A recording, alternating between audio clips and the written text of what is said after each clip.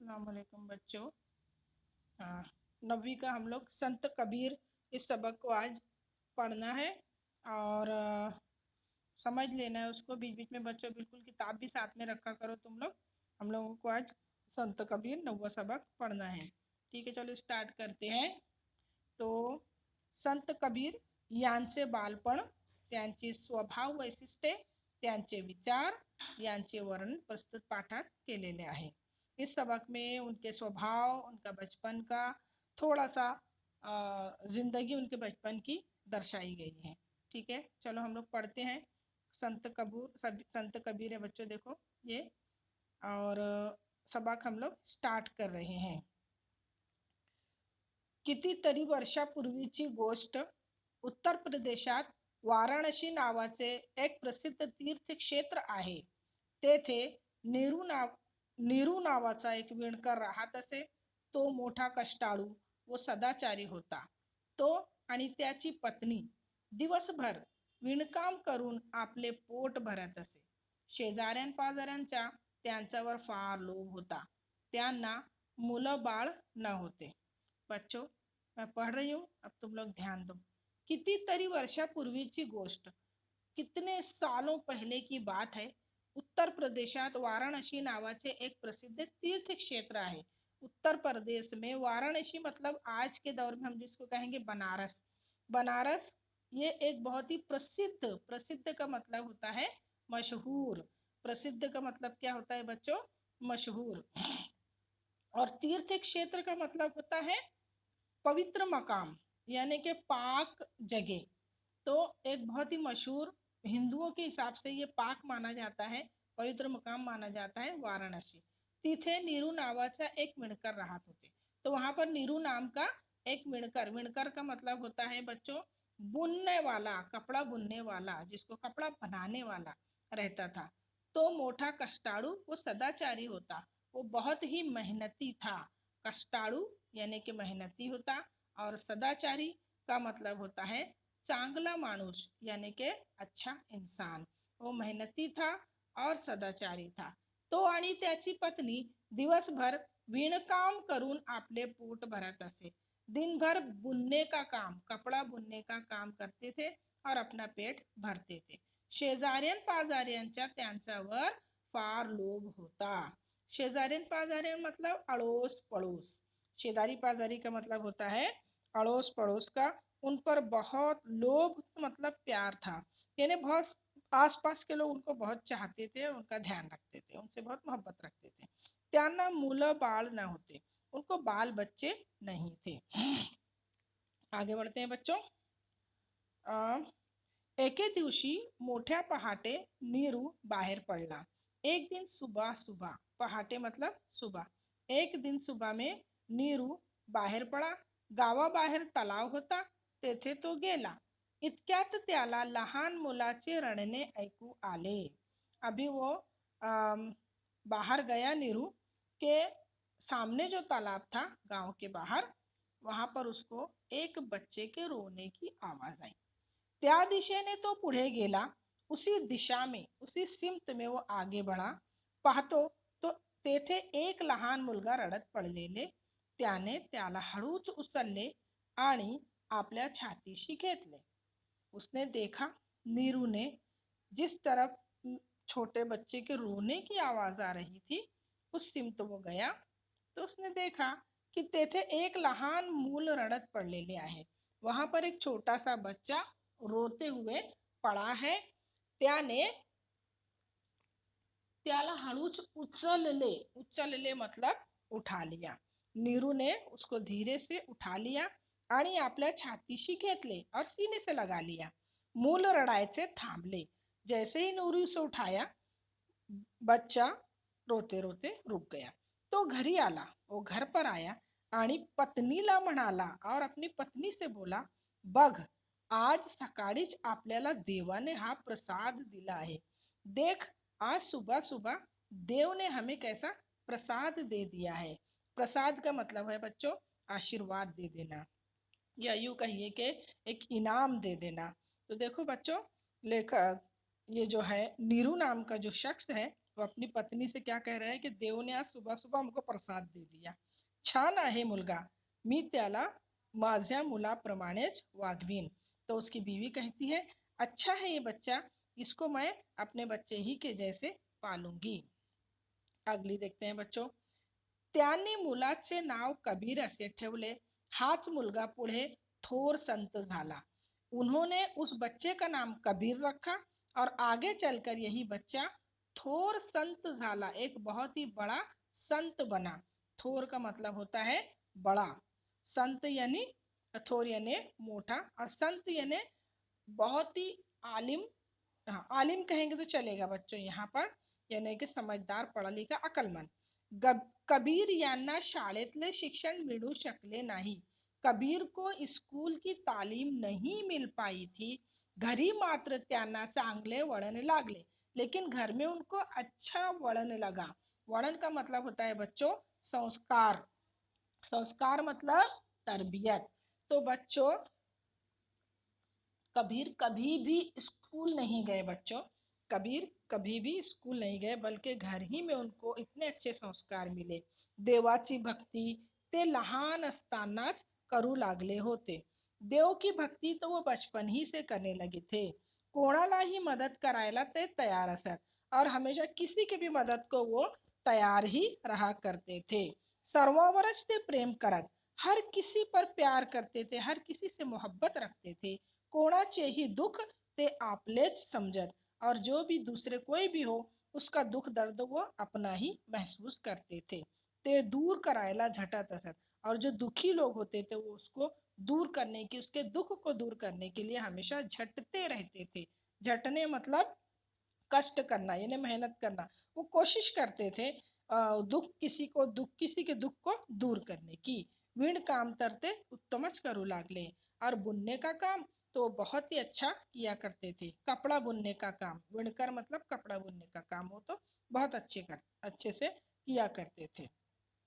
अगला बच्चों, कबीर जसे मोठे झाले तसे पैसे ही मिळू लागले. चूंकि उनको बुनने का काम, कपड़ा बनाने का काम बहुत अच्छे से आने लगा था, इसलिए जैसे ही वो बड़े हुए, मोठे मतलब बड़े हुए, पैसा भी मिलने लगा, पैसे कमाने लगे. पण श्रीमंत होण्यासाठी त्यांची धडपड नव्हती. लेकिन श्रीमंत होने का उनकी कोई इरादा नहीं था. उनका जो धड़पड़, उनकी जो कोशिश थी, वो अमीर बनने की नहीं थी. श्रीमंत का मतलब होता है अमीर, सेठ, धनवान. तो उनको कोई इरादा नहीं था कि वो कोई बड़ा आदमी बने. त्यांची धडपड नव्हती, उनकी धडपड नहीं थी, उनका प्रयत्न, उनकी कोशिश ये नहीं थी कि वो अमीर बने. पोटापुरते मिळवावे व रामाची भक्ती करावी एवढेच त्यांना माहित होते. उनको बस इतना ही पता था कि पेट भरे उतना मिल जाए और राम की भक्ती करे, यानी इबादत करे. विणकाम करतानाही त्यांना रामाचा कधी विसर पडला नाही. बुनते वक्त भी वो भजन कीर्तन किया करते थे, कभी भी राम को भूले नहीं. रात्र दिवस त्यांना रामाचाच ध्यास लागलेला. रात दिन वो राम राम ही किया करते थे. त्यांना आता लोक संत म्हणून ओळखू लागले. अब लोग उनको संत के नाम से पहचानने लगे. देखो बच्चों, यहाँ पे मीनिंग आया है. श्रीमंत यानी मोठा, शेठ, धनवान. पोटापुरते मतलब पोट भर जाए इतना, पोट भरने एवढे. धड़पड़ करने मतलब प्रयत्न करना, और ध्यास का मतलब होता है ओढ़, यानी कि कोई ऐसी ख्वाहिश, कोई ऐसी लगन. तो इस तरीके से बच्चों ऐसा कुछ भी उनके मन में नहीं था कि कोई अमीर आदमी बने, हालांकि वो बहुत मेहनत किया करते थे. चलो बच्चों आगे बढ़ते हैं. अच्छा, कबीर यांना लिहिता लिहिता वाचता येत नसे. कबीर को लिखते पढ़ते नहीं आता था, पण ते काव्य रचत, लेकिन वो कविता लिखते थे. काव्य का मतलब होता है कविता, यानी नज़में वो रचते थे, लिखा करते थे. विणता विणता त्यांनी कितीतरी पदे वो दोहे रचले आहेत.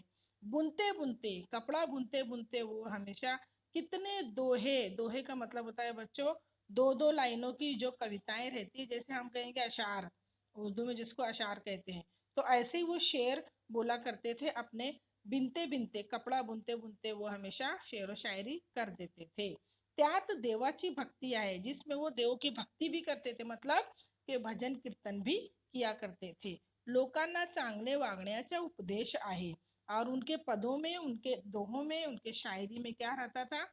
देव की भक्ति रहती थी, लोगों को अच्छा वागने यानी अखलाक, वागने का मतलब होता है अखलाक, अखलाक सिखाने वाला उपदेश भी रहा करता था। उपदेश का मतलब होता है बच्चों नसीहत। आपण सारी एकच परमेश्वराची लेकरे आहोत, आपण भेदभाव ठेवू नये, आचरण चांगले ठेवावे, ईश्वरावर श्रद्धा ठेवावी, असा उपदेश त्यांनी या दोह्यामधून केला आहे।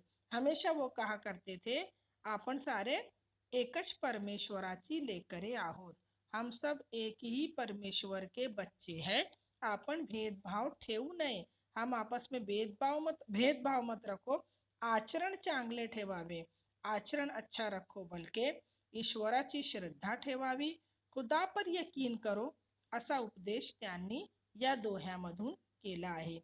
इस तरीके का उपदेश, नसीहतें उन्होंने अपने दोहों में, अपनी शायरी में की है।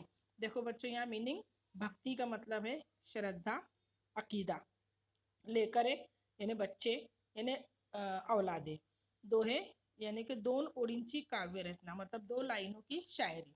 चलो आगे बढ़ते हैं।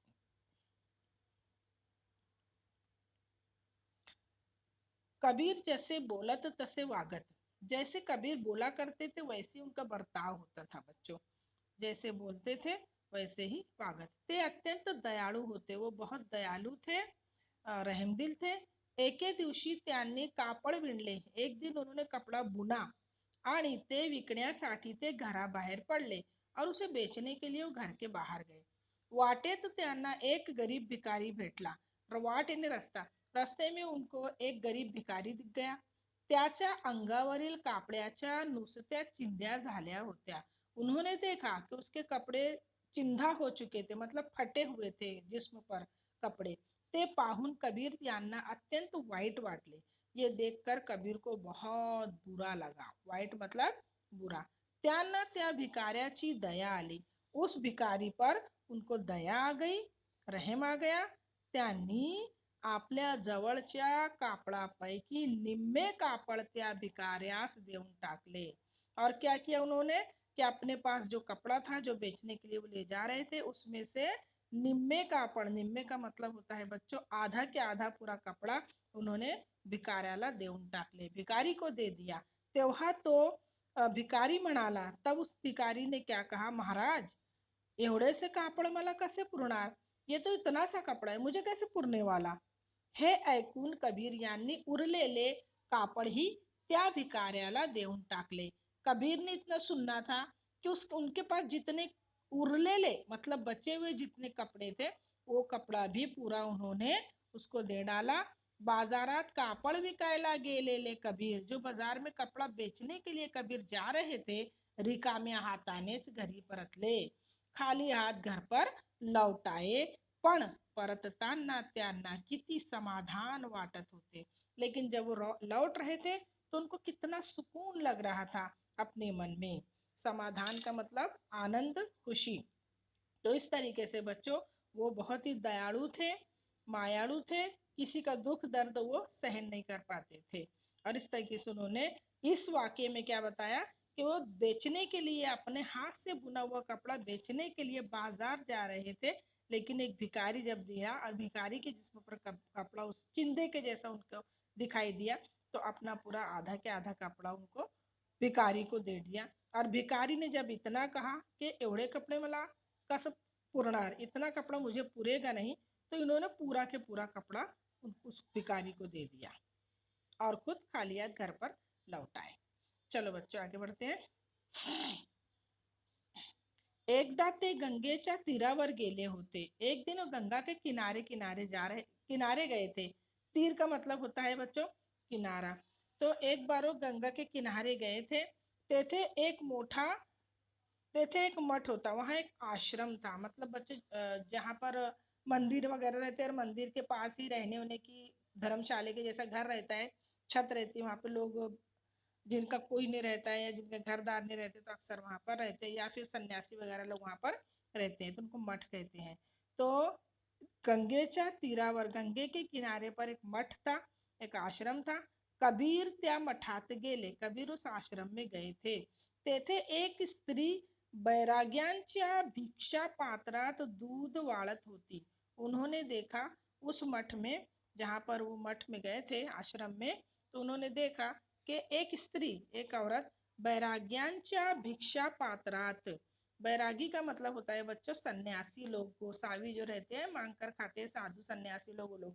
तो बैराग्यांच्या भिक्षा पात्रात, भिक्षा पात्र का मतलब होता है बच्चों भीख मांगने वाला वो बर्तन जिसके अंदर लोग भीख लेते हैं उसको कहते हैं भिक्षा पात्र। यहाँ पर लिखा है भिक्षा पात्र, भीख घ्यायचे भांडे। तो कबीर यांनाही एका पात्रात दूध दिले। तो उस औरत ने जो भिक्षा पात्र में सभी को दूध दे रही थी, कबीर वहां आश्रम में बैठे थे, कबीर को भी उन्होंने एक प्याले में दूध दे दिया। सर्व बैराग्यांनी दूध पिऊन आपापली पात्रे रिकामी केली। सभी बैरागी वहां जितने बैठे थे दूध पी लिए और अपने अपने पात्र, अपने अपने बर्तन खाली कर दिए। रिकामे मतलब खाली।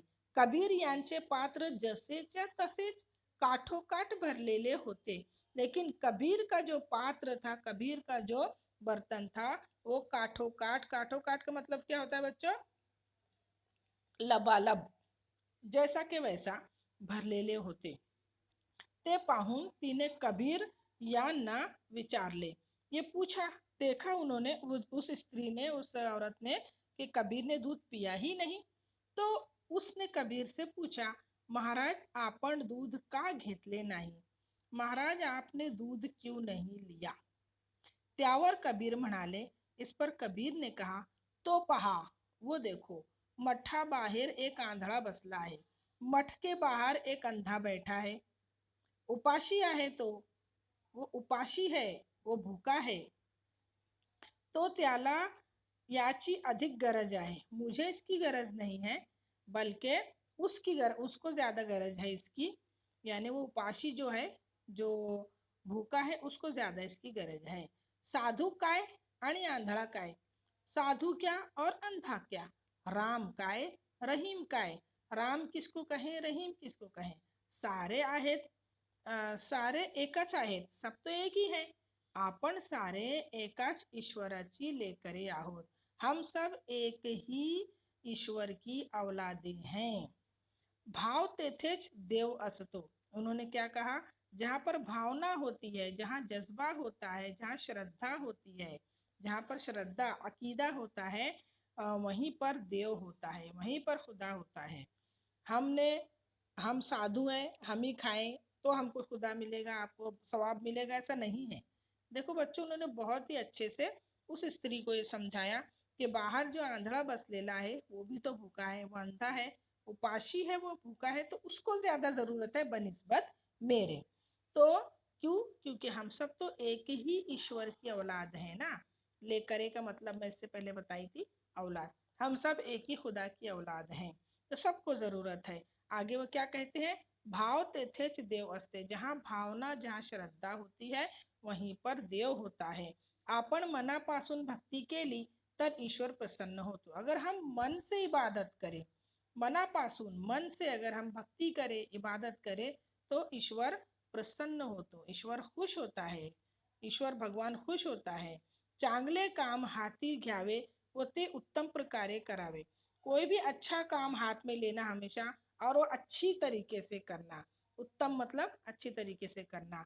सर्वांवर प्रेम करावे, सभी पर प्रेम करना चाहिए। खरे बोलावे, सही बोलना चाहिए, सच बोलना चाहिए, असे ते नेहमी म्हणत। इस तरीके से कबीरदास हमेशा कहा करते थे कि खरे बोलावे आणि सर्वावर प्रेम करावे। तो बच्चों, इस तरीके से ये सबक हमारा खत्म हुआ और इसकी एक्टिविटी हम बाद में दे देंगे। अल्लाह हाफिज़।